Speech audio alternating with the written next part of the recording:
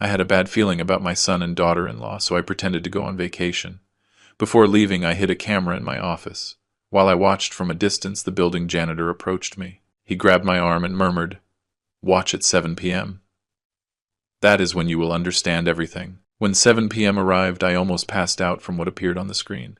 67 years old and carrying a company on your shoulders teaches you to read signs others miss. And that morning when I walked into my office in downtown Chicago, something was not right. The main door was locked, as always. But the lock had small new scratches, marks that were not there the previous Friday. I stopped in the hallway with the key still in my hand, looking at those fine lines on the chrome metal. They were not from normal use. They were the kind left by someone forcing an entry in a hurry. I entered slowly. The dawn light filtered through the blinds and drew lines on the mahogany desk I bought 30 years ago when Evans Logistics was just starting. Everything seemed to be in its place. My leather swivel chair, the black phone with button keys, the framed photos of my parents in front of the first cargo van we bought in 1978. But my gut was screaming. 40 years building a logistics company in the Midwest turns you into someone who notices details. And the details were wrong. The blue binder of contracts that I always left to the left of the monitor was now on the right. The pens in the holder were messy. The top drawer of my filing cabinet did not close completely, as if someone had opened it with force and shoved it back carelessly. I sat in my chair and opened the drawer calmly. The tax documents had been moved. The import folders that I always order by date had the months mixed up. June was before May, August before July. As if someone had looked for something in a hurry and put it back without thinking about the order. I took a deep breath. I checked the second drawer. The property deeds for the land in Florida and Michigan were out of the protective plastic folders. Someone had taken them out, reviewed them, and put them back carelessly. One of them had a bent corner. I never allow my important documents to be mistreated like that. I leaned back in the leather chair and looked at the ceiling. Who? Only 5 people had keys to this office. Me, my secretary Linda, who has worked with me for 20 years, the accountant Mr. Henderson, a 72-year-old man who is more loyal than a guard dog, the operations manager Steve, who has been moving trucks for me for 30 years, and my son Richard, 38 years old, with a business degree, from UPenn. Married to Vanessa, a 32-year-old woman, beautiful, ambitious, always dressed as if she were going to a gala. I did not want to think about him, but the signs were there. The previous week, at Sunday dinner at my house in the suburbs, Richard had asked strange questions. "Dad, have you updated your will?" He said it while cutting a piece of steak as if it were the most normal question in the world. "Why do you ask that, son?" I replied, looking at him over my glass of sparkling water. "No, well, it is just that you are getting old, right? You should have everything in order just in case." Vanessa looked at him sideways and smiled, a small, quick smile that disappeared when she noticed I was watching her. "Just in case, what?" I asked. "Well, you know, life is unpredictable. It would be good if someone helped you with the company finances, someone trustworthy. Someone like who?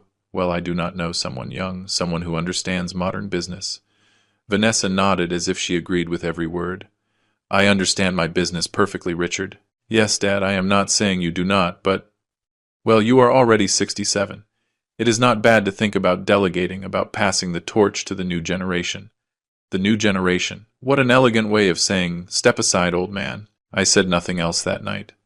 I finished my steak, drank my coffee, and went to sleep. But the words kept spinning in my head like vultures over a wounded animal. And now, sitting in my office with the moved documents in front of me, the pieces began to come together. Someone had entered here. Someone had reviewed my contracts. Someone was planning something. And that someone had access, knowledge, and motives. I got up and walked to the window. From the 12th floor of the building, I could see the entire downtown skyline. Evans Logistics trucks passed every 20 minutes, taking merchandise to New York, to Nashville, to the border. 40 years building this. 40 years waking up at 5 in the morning. 40 years solving problems, negotiating with difficult clients, surviving economic crises. And now someone wanted to take it away from me. I took out my cell phone and dialed a number. "Hello," answered a raspy voice. "Roger, this is Arthur Evans. I need to speak with you." Roger was the building janitor, a 60-year-old man, thin with a white mustache and eyes that missed nothing. He had been taking care of the building for 15 years. He knew every person who entered and left. He knew who arrived early, who left late, who brought suspicious visitors. "Tell me, Mr. Evans, how can I help you?" "Have you seen strange movements in my office?" Anyone entering after hours? There was a silence on the other end of the line. Come to the security booth, Mr. Evans. We can talk better there. I went down the elevator and walked to the building entrance. Roger was sitting in his plastic chair drinking coffee from a thermos. He saw me arrive and pointed to a folding chair next to him. I sat down. Tell me, Roger. He took a sip of coffee and looked toward the parking lot. Your son has come 3 times in the last 2 weeks, always after 6 in the afternoon, always with his wife, always going straight up to your office. I felt a cold blow to my stomach. And what do they do there? I do not know, but they stay for about an hour, sometimes more, and 2 days ago I saw that a man I do not know went up with them. He was carrying a leather briefcase, wearing a tie like a lawyer or a notary. The world stopped for a second. A notary. Are you sure? Yes, Mr. Evans. I never forget a face, and that man is not from here. I had never seen him. I got up from the chair. My legs were trembling, but I maintained my composure. Thank you, Roger. Wait, Mr. Evans. I stopped. If you want to know what is happening, come tonight at 7 o'clock sharp. That is the time they always arrive. I will make sure you can see everything. I looked him in the eyes. They were tired eyes, but honest. I will see you at 7. I went back up to my office and locked the door. I sat in front of the computer and started thinking. If my son was plotting something, I needed proof. I could not confront him without evidence.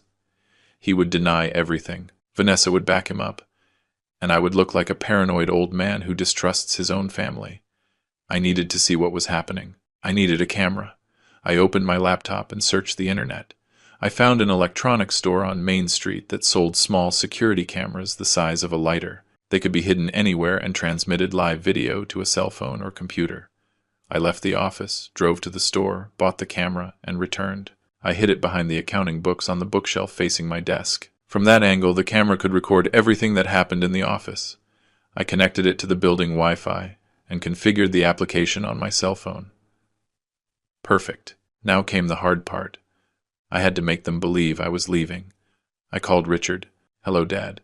Son, I am calling to tell you that I am going to Florida for a few days. I need to rest. These last months have been heavy. To Florida. When are you leaving? Tomorrow morning. I am flying out. I rented a house on the beach. I will be away for about a week. I heard a murmur on the other side. Vanessa speaking to him in a low voice. Ah, that is great, Dad. You need to rest. You are not up for so much work anymore. You are not up for so much work anymore. Every word was a knife. Yes, son. I am not up for so much work anymore. That is why I am going to rest. Perfect. Enjoy, Dad.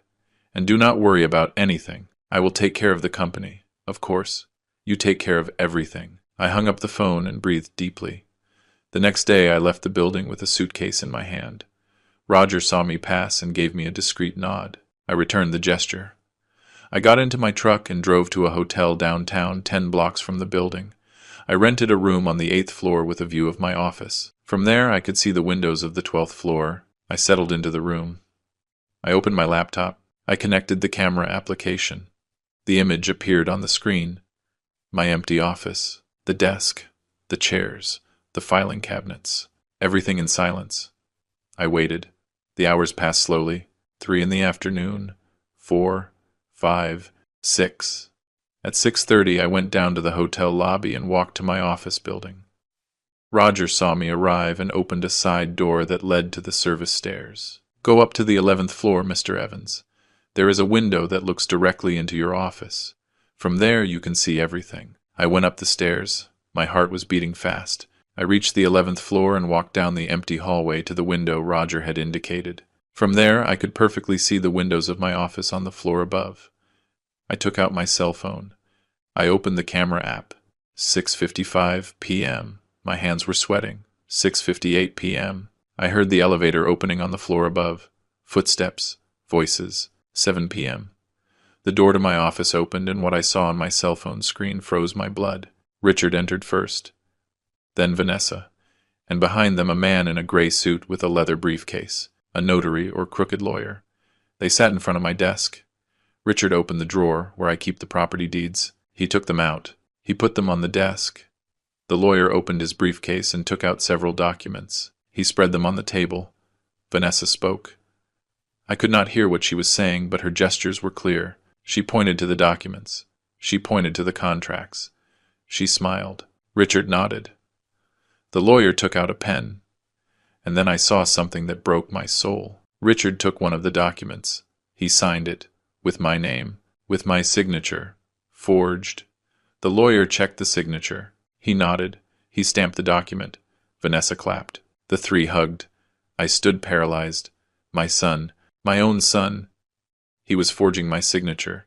He was selling my company behind my back. My legs trembled. I leaned against the wall. The cell phone almost fell from my hands, but I did not look away from the screen, because I needed to see everything. I needed to know exactly what they were doing. The lawyer took out more documents. He put them in front of Richard. And then I heard something, not through the camera, but through the window.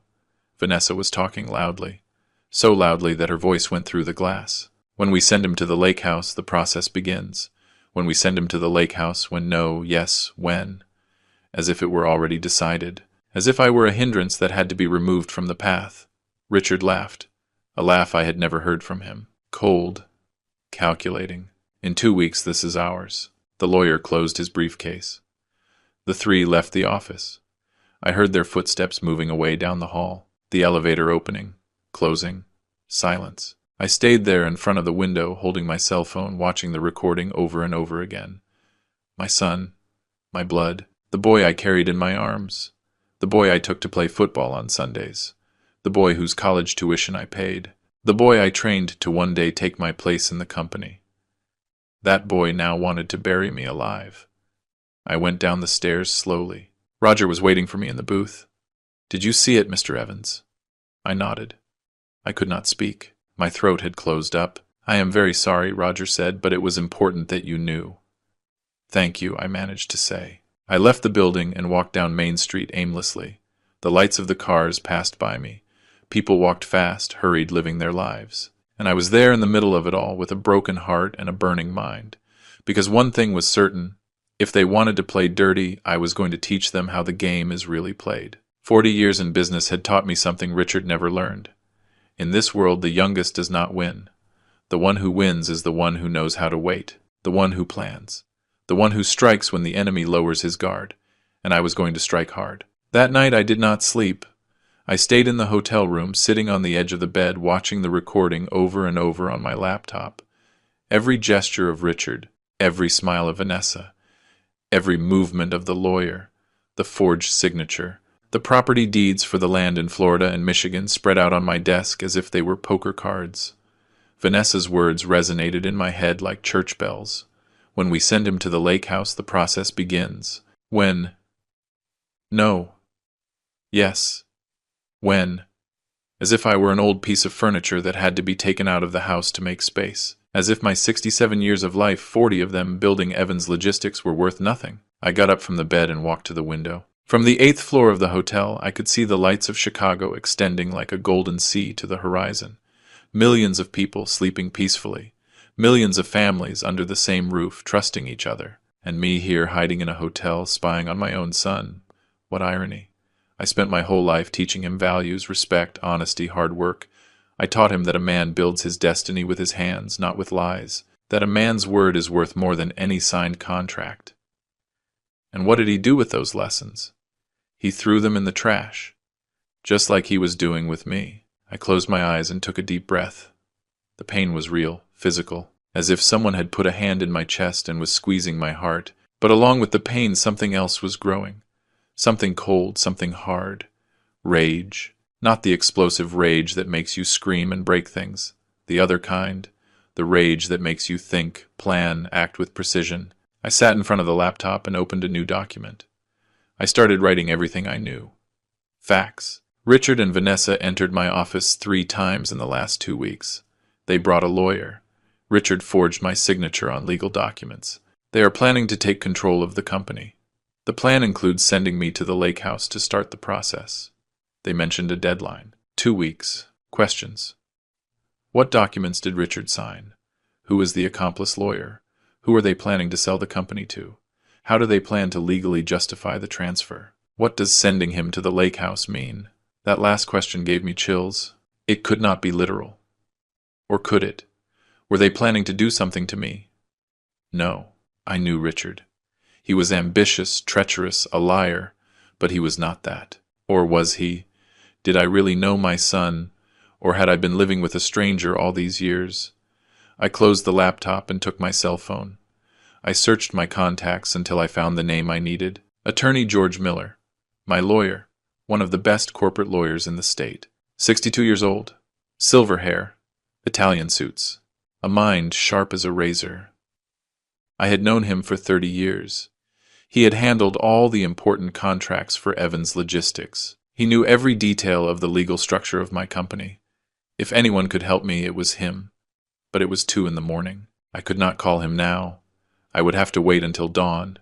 I lay in bed, but I could not close my eyes. Every time I tried, I saw Richard's face signing those documents, Vanessa's face clapping, the lawyer's face stamping the betrayal. At 6 a.m, I got up, showered, and dressed in one of my gray suits. If I was going to face this, I would do it like the businessman I am, not like a victim. At 8 o'clock sharp, I called George. "Hello," he answered with his deep and deliberate voice. "George, this is Arthur Evans. I need to see you urgently." There was a pause. "What happened, Arthur? I cannot talk about it on the phone. We can meet at your office." "Sure. What time?" "Can you do it now?" Another pause. "Give me an hour." "I will see you at 9. I will be there." I hung up. I left the hotel and walked 3 blocks to a diner I have known for 20 years. I ordered a black coffee and some eggs. I was not hungry, but I needed to eat something. My stomach burned from pure tension. At 10 to 9, I arrived at the building where George has his office. 15th floor office with a view of the river. His secretary recognized me immediately. "Mr. Evans, please go in. The attorney is waiting for you." I entered the office. George was sitting behind his dark wood desk, reading some documents.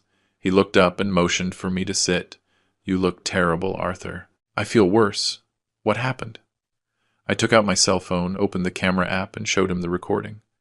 George put on his glasses and watched the screen in silence. 2 minutes. 3. 5. When it finished, he took off his glasses and leaned back in his chair. "This is fraud. Forgery of documents. And if what they plan involves declaring you mentally incapacitated to take control of your assets, it is also elder financial abuse." "How serious is it?" "Very serious. We are talking about federal crimes. They could go to prison." I felt a knot in my stomach. Prison. My son. In prison. George looked at me fixedly. "But before we get to that, we need to understand exactly what they are planning. I need to see the documents he signed. I need to know who that lawyer is. And I need to know who they are selling the company to." "How do we find that out?" "By letting them continue."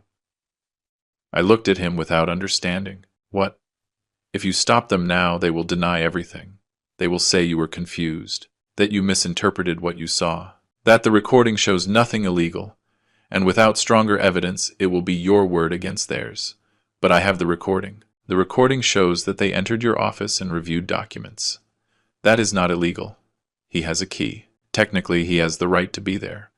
The only thing we could prove is that he signed something, but without seeing what he signed, we cannot accuse him of forgery.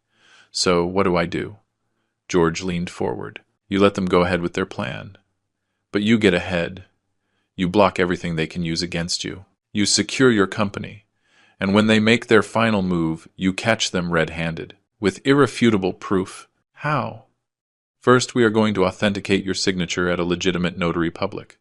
We are going to put on record that any document signed after today without your physical presence is false." "Can that be done?" "Not only can it be done, it must be done. It is a legal protection that any businessman with your level of assets should have. We are going to do it today." "What else?" "Second, we are going to transfer the company to a trust. A legal trust where you are the sole beneficiary. That way, even if they forge your signature on sales documents, those documents will have no validity because the company will no longer be in your name. It will be in the trust. And won't that raise suspicions? Outwardly, nothing will change. The company will continue operating the same. The employees will notice nothing. But legally, it will be armored. No one will be able to sell it, transfer it, or mortgage it without your physical and personal authorization before a notary." "How long does it take to do that?" "If we start today 1 week, they mentioned 2 weeks. Perfect. That gives us time. And then you wait. You let them believe their plan is working, and when they make their final move, when they present the forged documents, when they try to close the sale, that is when you stop them.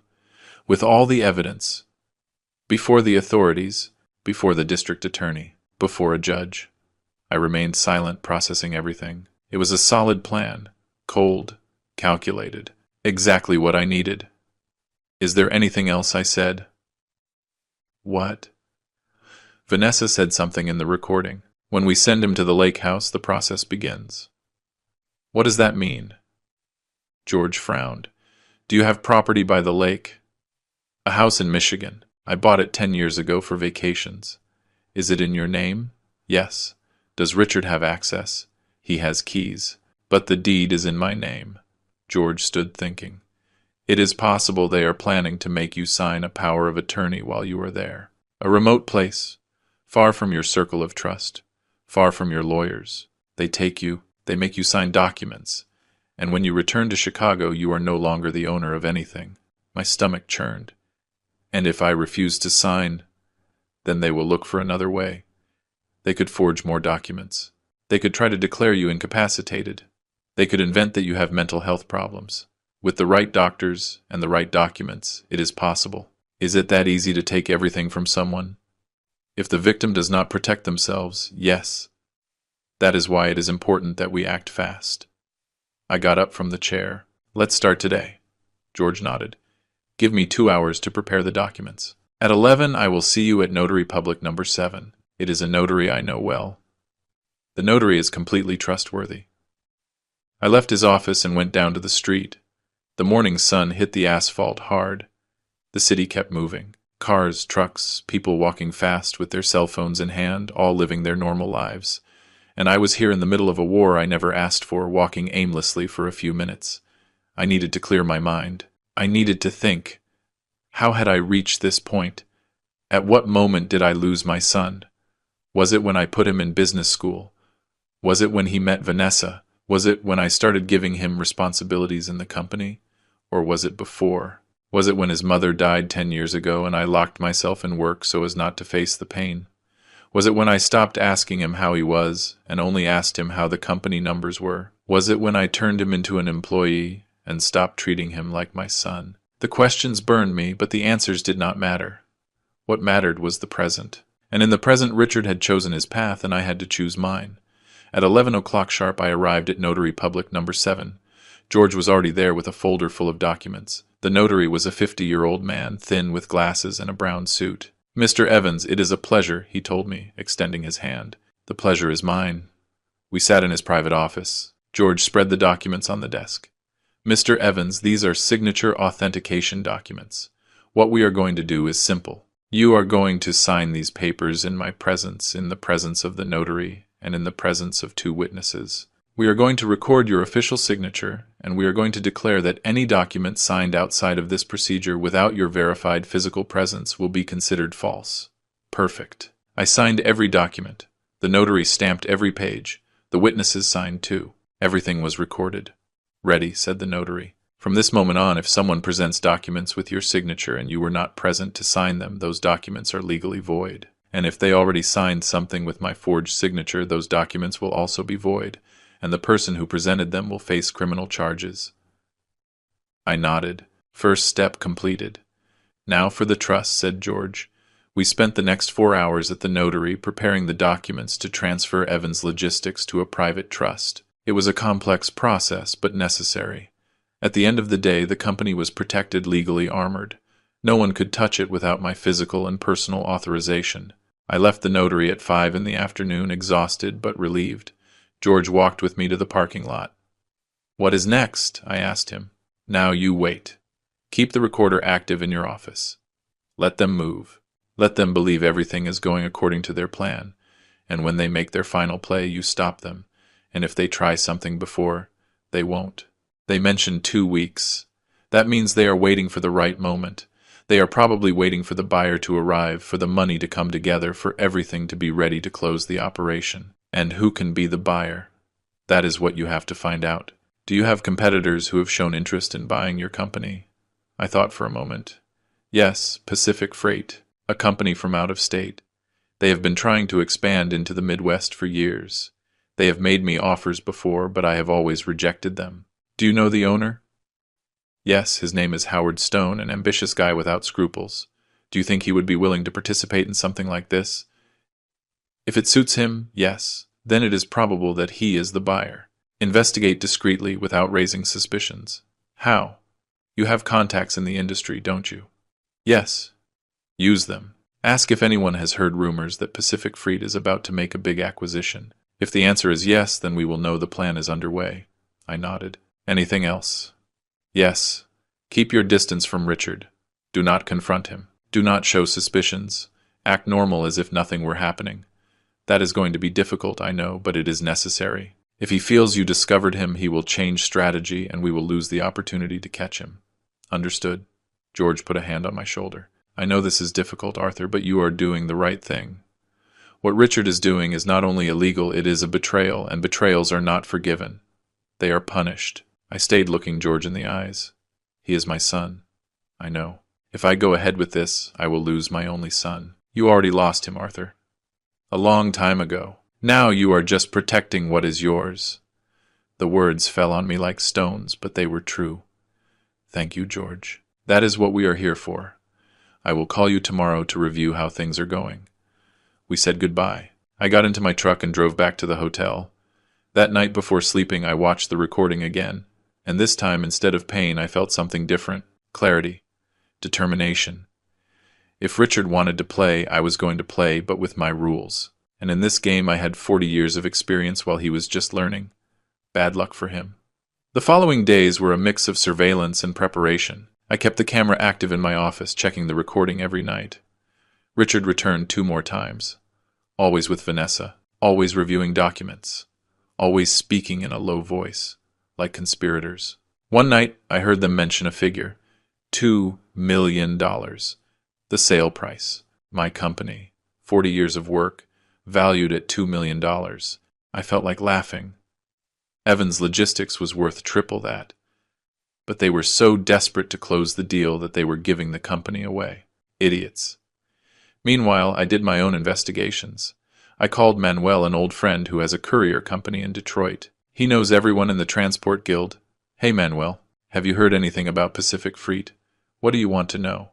If they are about to make any big acquisition. There was a pause. Well, yes. I heard Howard Stone is looking to enter the Chicago market. They say he already has a closed deal, that he is going to buy a big company. My stomach turned. Do you know which company? They did not tell me. But by the size of the operation, it can only be one of 3. And one of those is you. When does the deal close? I do not know, but soon. In the next few weeks, from what I heard. Thank you, Manuel. Is everything okay, Arthur? Yes, everything is okay. Just curiosity. I hung up. Confirmed. Howard Stone was the buyer. Richard was selling him my company below the real price, and he was probably keeping a commission. How convenient. 1 week after my meeting with George, I received a call from Richard. Dad, are you back from Florida? Yes, son, I arrived yesterday. That is good. Hey, I need to speak with you. Can we have lunch tomorrow? My heart skipped a beat. Here it came. Sure, son, where? At the steakhouse at 2. I will be there. I hung up. I called George immediately. He wants to speak with me. Perfect. That means he is ready to make his move. Go to the lunch, listen to what he has to say. But do not sign anything under any circumstances. And if he insists, tell him you need to think about it, that you need to review the papers with your lawyer. Buy time and record the conversation. Record. Yes, with your cell phone. Activate the voice recorder and leave it in your pocket. We need evidence of what he is going to propose to you. Understood. The next day I arrived at the steakhouse at 2 o'clock sharp. Richard was already there, sitting at a table by the window. Alone. Without Vanessa. I approached. Hi, son. Hi, Dad. Sit down. I sat in front of him. Before doing so, I took out my cell phone, activated the voice recorder, and left it in the pocket of my jacket. How was Florida? He asked. Good, relaxing. You look better, more rested. Thank you. The waiter arrived. We ordered food. We waited for him to leave. Richard took a sip of water and looked me straight in the eyes. Dad, I need to speak with you about something important. Tell me. I have been thinking a lot about the future of the company, and I think the time has come to make some changes. What kind of changes? Structural changes of direction of ownership. There it was, explain yourself. Dad, you have worked all your life. You deserve to rest, to enjoy what you built. But the company needs new blood. It needs someone to take it to the next level. And that someone is you. Not necessarily. I stayed silent. Dad, I have received an offer, a very good offer from a company that wants to buy Evans Logistics. Who? Pacific Freight. There it was. Confirmed. Howard Stone. Yes. How much is he offering? $2 million. I tried to keep my face neutral. That is less than the company is worth. I know, but it is a fair offer considering the current state of the market. Lie. The transport market was in one of its best moments. And why didn't you consult me before receiving that offer? Richard shifted uncomfortably in his chair. Because I knew you would say no. Because you are stubborn, Dad. Because you do not want to let go of the company, even though you no longer have the energy to manage it. Every word was an insult. But I kept calm. And what happens with the employees? With the families that depend on Evans Logistics? Howard promised to keep everyone. No one loses their job. Another lie. I knew Howard. The first thing he would do would be to fire 50% of the staff to cut costs. And what do you gain from this? Richard blinked. What do you gain from this sale? Nothing, Dad. I just want the best for you. Liar. Richard, if I sell the company, where does the money go? Well, to you. And then, well, someday when you are no longer here, it will pass to me. And what if I do not want to sell? Richard's face changed. The kind mask cracked for a second, and I saw what was underneath. Coldness. Dad, I am not asking for your permission. I am telling you what is going to happen. The air froze between us. How was that? I already signed the papers. The sale is done. I just need you to sign the final transfer. I felt the floor moving beneath me. But I maintained my composure. You signed in my name.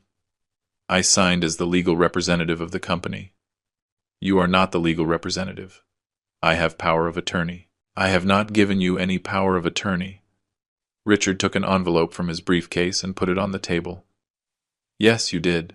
2 weeks ago, when you were in Florida, you sent it by mail. I opened the envelope. Inside was a notarized document with my forged signature, granting Richard total power over my assets. I stared at him. This is fake. It is not fake. It is certified by a notary. Which notary? That does not matter. It does matter. Because that notary is going to end up in jail along with you. Richard laughed. A dry laugh. Without humor. You are not going to do anything, Dad. Because if you try to fight this, I am going to declare you incapacitated. I am going to bring doctors to certify that you are no longer right in the head. That you suffer from dementia. That you cannot handle your own affairs. I remained silent, processing, assimilating. My son was threatening me. Openly. Shamelessly. This is what is going to happen, continued Richard. You are going to sign the final transfer. You are going to accept the money from the sale, and you are going to retire quietly to your house in Michigan. You are going to live comfortably the rest of your life, and no one has to get hurt. And if I refuse, then things get ugly. And believe me, Dad, you do not want things to get ugly. I looked him in the eyes, and I saw a stranger. Who are you? Richard got up from the chair. I am the future, and you are the past. The faster you accept it, the better for everyone. He left $100 on the table to pay for the food, and he left. I stayed sitting there, alone, with the envelope in my hands. The cell phone kept recording in my pocket. Everything, every word, every threat, every confession. I took out the cell phone and stopped the recording. I saved it.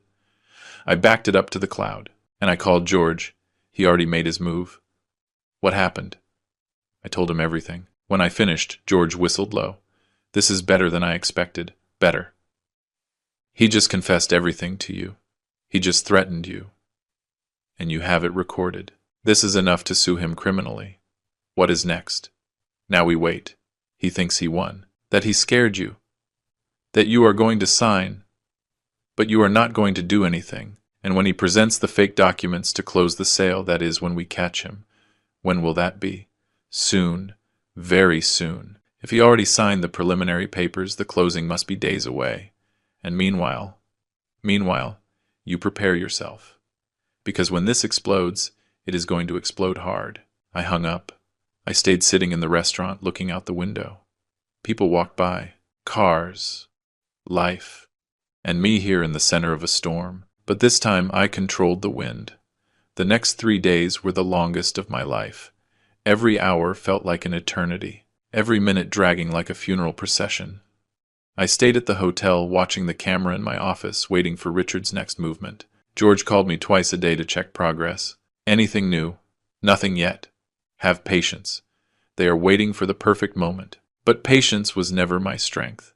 40 years building a business taught me to act, not to wait. However, this time I had no choice. I had to let Richard sink himself. The afternoon of the third day, something changed. I was checking the camera when I saw Richard enter my office. This time he did not come alone. He came with Vanessa, with the accomplice lawyer, and with a man I recognized immediately. Howard Stone, the owner of Pacific Freight. A 50-year-old man, fat with a thick mustache and gold rings on both hands. The kind of man who smells of dirty money from afar. They sat around my desk, as if it were theirs. The lawyer extended documents on the table. Howard reviewed them carefully. Richard pointed to specific parts, explaining something I could not hear from the camera. Vanessa smiled, that smile that gave me nausea. My cell phone vibrated. A message from George. Are you seeing this? I had given him access to the live stream of the camera. Yes, I replied. That is Howard Stone, right? Yes. Perfect, they are closing the deal. This is what we needed. What do I do? Nothing. Just watch. And record everything. I left the cell phone aside and concentrated on my laptop screen. Howard took a pen from his jacket. He signed several documents. The lawyer stamped every page. Richard signed after. With my name. With my forged signature. Again and again and again. Every signature was a blow to the stomach, but I forced myself to keep watching. I needed to see everything. I needed to know exactly what they were doing. After signing, Howard took a thick envelope from his briefcase. He opened it. Inside were bundles of bills. He put them on the desk. Richard counted them quickly. He nodded. Howard extended his hand. They shook hands. And just like that, in less than 20 minutes, my company had been sold. 40 years of work, sold as if they were a used car. I felt like I was running out of air. I got up from the chair and walked to the hotel window. I opened the window wide and breathed deep. The fresh afternoon air hit my face. I closed my eyes. I counted to 10. I breathed again. And when I opened my eyes, the rage had turned into something different.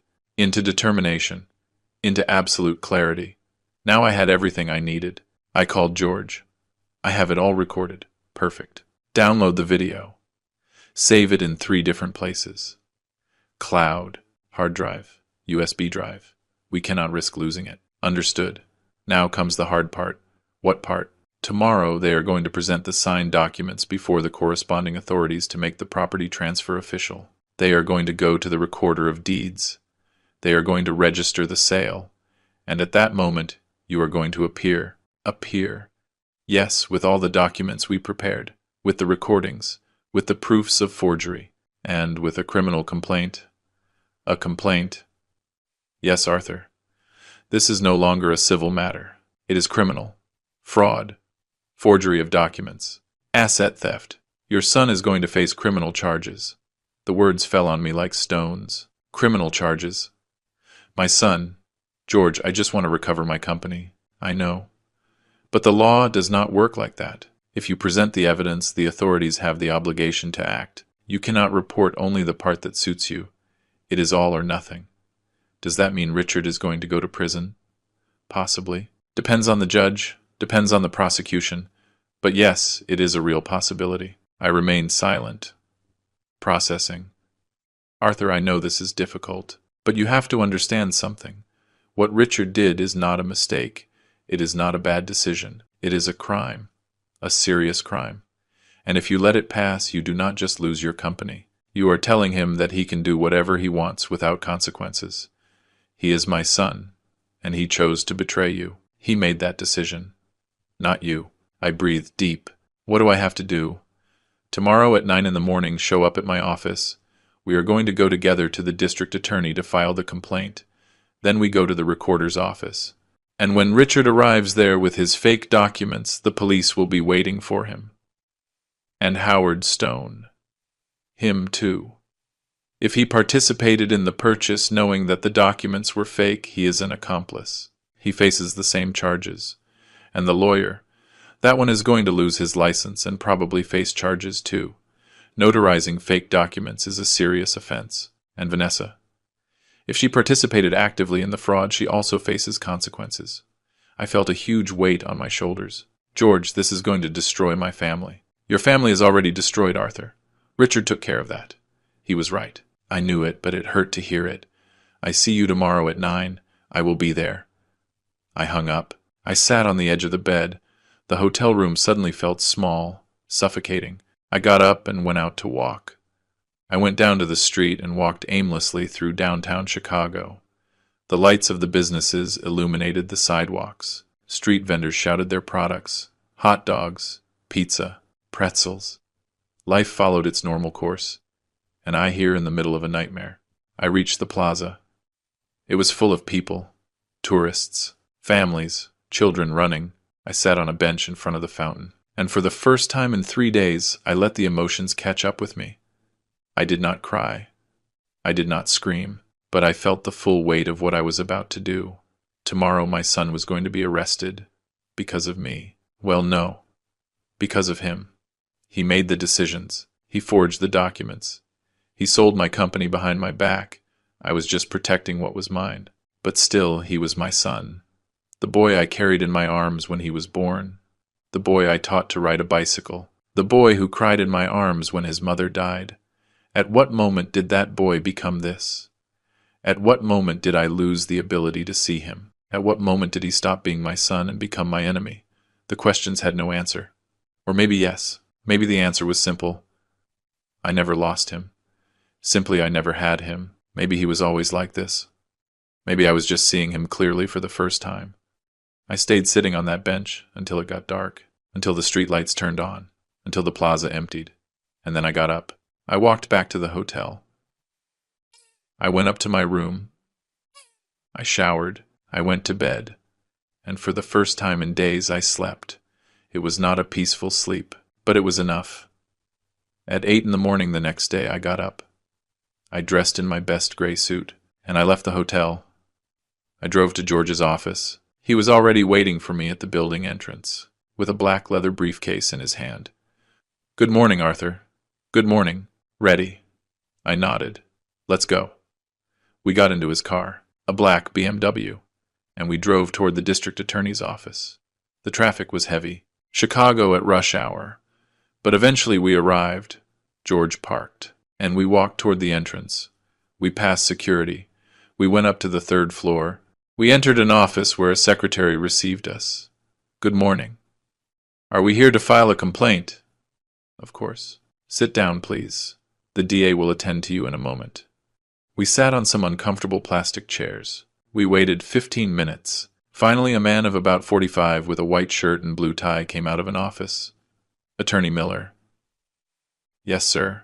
"Come in, please." We entered his office. We sat in front of his desk. "How can I help you?" George opened his briefcase and took out all the documents, the recordings, the proofs of signature forgery, the trust documents, the notary authentications, the hidden camera video. He put everything on the desk. "Sir, we are here to report asset fraud and forgery of documents. My client, Mr. Arthur Evans, is the owner of Evans Logistics, a logistics company valued at more than $6 million. His son, Richard Evans, forged his signature on multiple documents to sell the company without his consent to a third party, Mr. Howard Stone, owner of Pacific Freight." The DA opened his eyes with surprise. "Do you have proof?" "All you need." George showed him the video. The DA watched it completely in silence. When it finished, he leaned back in his chair. "This is serious. We know. Where is the son now? We believe that in the next few hours, he will present himself at the Recorder of Deeds to register the sale. That is where we plan to intercept him." The DA nodded. "I am going to issue an immediate arrest warrant, and I am going to send agents to the recorder's office. If he shows up there, they will detain him." "Perfect. Mr. Evans, are you sure you want to proceed with this? It is your son." I looked him straight in the eyes. "I am sure." The DA nodded. Understood. I am going to open the investigation file immediately. I ask you to leave all the evidence here and to be available to testify when necessary. Of course. We left the DA's office an hour later. Everything was in motion. There was no turning back. Now what? I asked George while we walked to his car. Now we go to the recorder's office. And we wait. We drove to the county recorder's building, a gray 3-story building in the city center. We arrived at 11 in the morning. We parked on the street with a view of the main entrance. How long are we going to wait? I asked. The time that is necessary. We waited an hour. 2. At 1 in the afternoon, George went out to buy sandwiches and sodas. We ate in the car. We kept waiting. At 2:30, my cell phone vibrated. A message from an unknown number. Dad, I know what you are doing. Do not make a mistake you are going to regret. It was Richard. How did he know? I showed the message to George. Someone warned him. Maybe the lawyer. Maybe someone at the registry. It does not matter. Let him know that does not change anything. Do you think he will come? I do not know. But if he does not come today, he will come tomorrow. Or the day after. Eventually he has to register the sale. Without that registration, the transfer is not legal. Another message arrived. We can fix this. Let's talk you and me without lawyers. I did not respond. George looked at me. Do not answer him. Do not give him information. Let him get desperate. I put the cell phone away. We kept waiting. At 3:15, a silver car parked in front of the building. Richard got out of the driver's seat. Vanessa got out of the passenger seat. The lawyer got out of the back seat. The 3 walked toward the building entrance. There they are, I said. George dialed a number on his cell phone. Sir, they arrived. They are entering the building. He hung up. The agents are already inside, waiting. My heart was beating so hard I could feel it in my temples. Richard, Vanessa, and the lawyer entered the building. 5 minutes passed. 10, 15, and then the doors of the registry burst open. 2 police officers came out, with Richard in handcuffs, with the lawyer in handcuffs. Vanessa walked behind, also in handcuffs. The 3 were screaming. Richard struggled. This is a mistake. Let me go. I am innocent. Vanessa was crying. We did nothing wrong. This is abuse. The lawyer said nothing. He just walked with his head down, defeated. They put them in a patrol car. The patrol car took off. They were gone, and I stayed there sitting in George's car watching them take my son away. My hands were trembling, my stomach burned, my throat closed up. Are you okay? Asked George. I did not respond. I could not. Arthur, breathe. I breathed. Once, twice, 3 times. Slowly the trembling calmed down. You did the right thing, said George. I nodded. I know, but knowing I did the right thing did not make it hurt less. That night I returned to the hotel, but I could not stay in the room. The space felt too small, too silent. I went out to walk again. This time I went toward the lakefront park, a place where I used to take Richard when he was a child. We sat on the benches by the lake. We ate ice cream. We watched the ducks swim. He asked me things. Dad, why is the sky blue? Dad, do ducks feel cold in the water? Dad, will you always be here? Always. That is what I promised him, that I was always going to be there for him. And I kept that promise. Until today. Today I was the one who sent him to jail. I sat on the same bench where we used to sit. The park was almost empty. Only some night joggers. Some couples walking. The lake was still. The ducks slept on the shore. I took out my cell phone. There were several messages. One from George. I already spoke with the DA. Richard was detained at the central booking. Tomorrow they present him before the judge. The bail is going to be high. He probably cannot pay it. He is going to stay in custody until the trial. Another message. From an unknown number. I hope you are happy. You destroyed your own family. Vanessa. I deleted the message. Another one. Mr. Evans, I saw the news. If you need anything, I am here. Roger. I smiled sadly. Roger. The janitor who warned me. The man who helped me see the truth. Thank you, Roger. I appreciate it very much. I put the cell phone away. And I stayed there sitting, watching the water, thinking about everything that had happened, about how I had reached this point, at what moment my life became this. An hour later I got up. I walked back to the hotel. I went up to my room. I went to bed. And this time sleep did not come. I stayed awake all night, staring at the ceiling, thinking, remembering, regretting, but also feeling something strange. Relief. Because finally, after weeks of uncertainty, of pain, of betrayal, finally I knew the truth. Finally I had acted. Finally I had protected what was mine. And even though the price was high, even though I lost my son in the process, at least I recovered my dignity. The next morning George called me early. "The hearing is at 10. Do you want to be present?" I thought for a moment. "No. Are you sure?" "Yes. I do not want to see him." "Not yet." "Understood. I will be there. I will call you when it finishes." "Thank you, George." I spent the morning at the hotel, watching the news, drinking coffee, waiting. At noon, George called. "It is over." "What happened?" "The judge ordered pretrial detention. Richard is going to stay in the Metropolitan Detention Center until the trial. The bail was $500,000. Vanessa tried to pay it, but she does not have the money. The lawyer was also detained, and they issued an arrest warrant for Howard Stone. They are going to arrest him in the next few hours. How long will the trial last?" "Months, maybe a year. Depends on how long the processes drag out. And the company is still yours. The trust worked. All the documents Richard signed are void. Howard has no right over Evan's logistics. Everything returns to you." I breathed deep. "Thank you, George." "You do not have to thank me.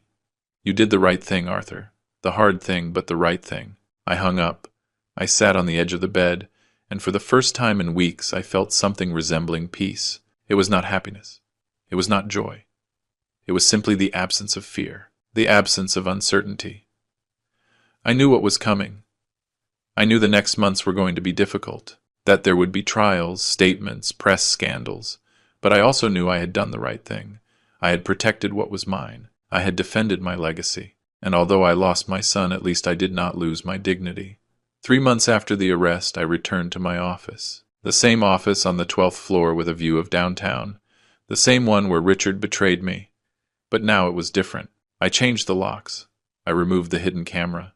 I rearranged the furniture. I hired a new manager to replace Richard. A 50-year-old man, experienced, loyal. Someone who understood that trust is earned with actions, not with words. Evan's logistics kept operating. The trucks kept rolling. The routes kept working. The employees kept working. Life continued. But I had changed. I was no longer the same man who pretended to go on vacation months ago. That man trusted too much. That man believed that blood was stronger than anything. That man was wrong.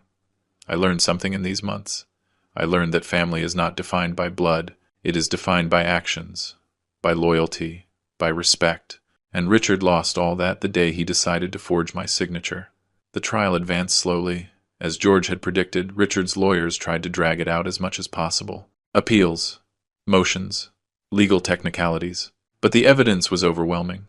The recordings, the forged documents, the testimonies, Roger testified. The DA presented everything before the judge, and little by little Richard's options ran out. Vanessa tried to visit me twice. The first time she arrived at my house in the suburbs crying, she knocked on the door. My housekeeper, Mrs. Higgins, let me know. "Mr. Evans, Mrs. Vanessa is at the door. Tell her I am not here."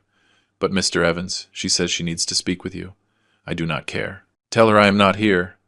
Mrs. Higgins went down and gave her the message. I heard Vanessa scream from upstairs. "I know you are there. Coward, you destroyed your own son." I closed my bedroom window. I had nothing to say to her. The second time she waited for me outside my office building. When I went out to the parking lot, she approached me. "Mr. Evans, please let's talk. We have nothing to talk about. Richard is your son, your only son. How can you do this to him?" I stopped. I looked her straight in the eyes. "I did not do anything to him. He did it to himself." "But you sent him to jail. He stole from me, forged my signature. He tried to take everything I built in 40 years. What did you expect me to do? Let him get away with it. He is your son. Not anymore." The words came out colder than I expected, but they were true. Vanessa stayed silent. Tears ran down her cheeks. "You are a terrible man. Maybe. But I am a man who protects what is his." I got into my truck and drove away. I never saw her again after that. 4 months after the arrest, the day of the verdict arrived. George called me early. Today is the day, Arthur. The judge is going to give his sentence. How much do you think they will give him? With all the evidence, between 5 and 10 years. 5 and 10 years. My son, in prison, for 5 to 10 years. Are you going to go? Asked George. No. Arthur, it is the verdict. You should be there. I do not want to see him. It is okay. I understand. I spent the day in my office, working, reviewing contracts, speaking with clients, doing what I always did, keeping busy so as not to think. At 5 in the afternoon, George called. The verdict is out. I breathed deep. Tell me. 8 years, for fraud and forgery of documents. The lawyer received 6 years, and Howard Stone 7. 8 years. My son was going to spend 8 years in prison. And Vanessa, she reached a plea deal. She testified against Richard in exchange for a reduced sentence. 2 years in prison with the possibility of probation. She betrayed him, just like he betrayed me. How ironic. How did Richard take it? Badly. Very badly, he screamed. He blamed everyone. He blamed you. He blamed Vanessa. He blamed the judge. But in the end, they took him away. I remained silent, processing. Arthur, are you there? Yes. Are you okay? Yes. Lie? I was not okay, but I was going to be. Thank you for everything, George. That is what we are here for. If you need anything, call me. I hung up. I sat in my chair looking out the window. The sun was setting behind the buildings. The city lights were starting to turn on. And me here alone, feeling the weight of everything.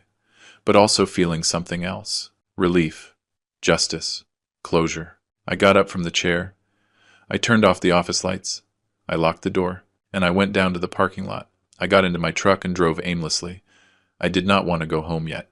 I did not want to be anywhere familiar, so I drove to the outskirts of Chicago, toward the highway that leads to the lake. I parked by the water. I got out of the truck. I walked to the shore. The water was calm. The sky was clear. The stars began to appear. I sat on a rock, and for the first time in months I let it all out. The tears, the pain, the sadness, everything I had been keeping inside. I cried, not like a defeated man, but like a man who had carried too much for too long, and finally could let go. I do not know how long I was there. Maybe an hour, maybe more. But when I finally got up, something had changed. The weight was still there, but it was lighter. I drove back home. When I arrived, Mrs. Higgins received me at the door. Mr. Evans, have you had dinner?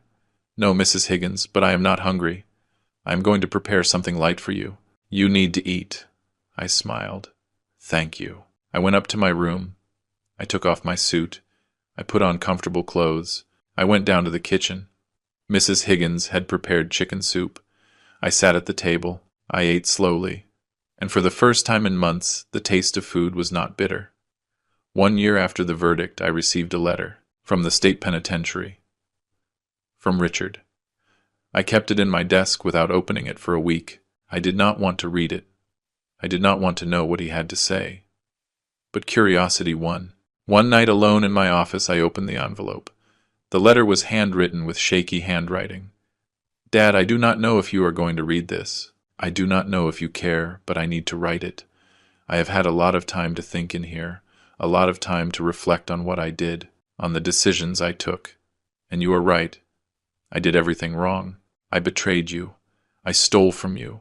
I disrespected you. And the worst part is that I did it consciously. It was not a mistake. It was not an impulse. It was planned, calculated.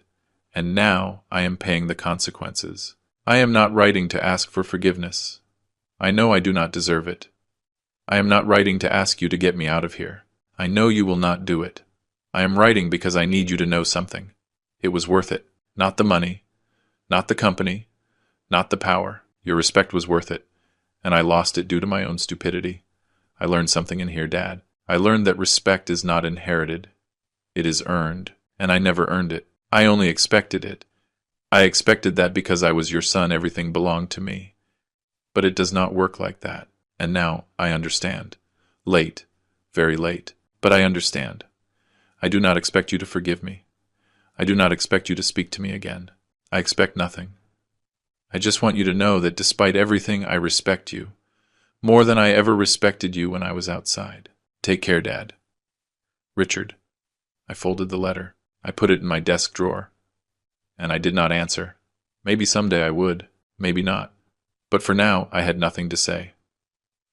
Actions speak louder than words, and his actions said everything. Today, 2 years after all this, I am still at the head of Evans Logistics.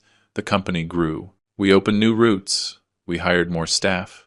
We bought more trucks. Everything Richard tried to destroy, I rebuilt, stronger than before. I still live in my house in the suburbs. I still work from my office on the 12th floor. I am still the same man, but different. Wiser, more careful, more aware that trust is not given away. It is earned, and it is lost easily. Sometimes at night I think about Richard. I wonder how he is doing in prison. If he really learned something, or if he only wrote that letter to manipulate me one more time. I do not know, and maybe I will never know. But what I do know is this: I did the right thing. I protected what was mine. I defended my dignity, and even though the price was high, it was worth it. Because in this world, a man who does not defend what is his is not a man. He is a victim, and I refuse to be a victim. I learned that respect is not begged for, it is commanded, that family is not defined by blood, it is defined by loyalty, and that sometimes the hardest decision is the right one. If you are listening to this and you are going through something similar, I tell you something. Do not be afraid to defend what is yours. Do not be afraid to set boundaries, even if it is with your own family, because in the end, the only thing you really have is your dignity, and that no one can take away from you, unless you allow them to. I did not allow it, and you should not either. Thank you for listening to my story. I hope it serves you well, and remember, respect is earned, dignity is defended, and betrayal is paid for. Always. Thank you for joining me in this story. If it made you reflect, leave me a comment. I would like to know what you would have done in my place. And if you know someone who is going through something similar, share this story. Maybe it will help them make the right decision. See you in the next story. Take care. And take care of what is yours.